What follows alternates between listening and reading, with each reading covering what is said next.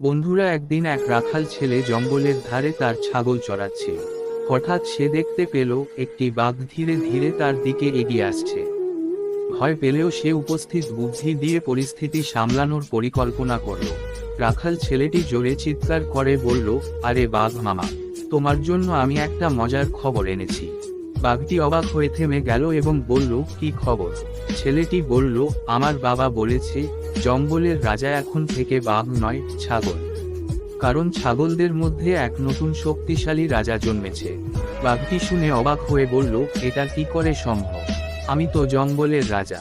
রাখাল ছেলে বলল, তুমি যদি বিশ্বাস না করো তবে আমার এই ছাগলটিকে দেখে যাও।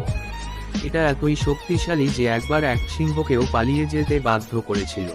বাঘটি সন্দেহের দৃষ্টিতে ছাগলটির দিকে তাকালো।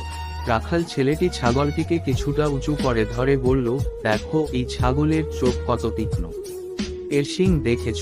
যদি রেগে যায় তাহলে এক কোপেই তোমাকে উল্টে ফেলবে। বাঘটি একটু পিছিয়ে গিয়ে ভাবতে লাগলো। সে ঠিক করলো, অযথা ঝামেলায় না জড়িয়ে ভালোই হয় দূরে থাকা। তাই সে দ্রুত সেখান থেকে চলে গেল। রাখাল ছেলে হাসতে হাসতে তার ছাগল নিয়ে ঘরে ফিরে গেল। বুদ্ধি আর উপস্থিত বুদ্ধির জোরে সে বাঘের হাত থেকে নিজেকে ও তার ছাগলকে বাঁচিয়ে ফেলল।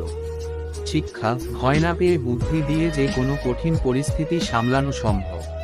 এটি বন্ধুরা, রাখাল ছেলেটির জন্য এই ভিডিওটি একটি লাইক ও সাবস্ক্রাইব দাও।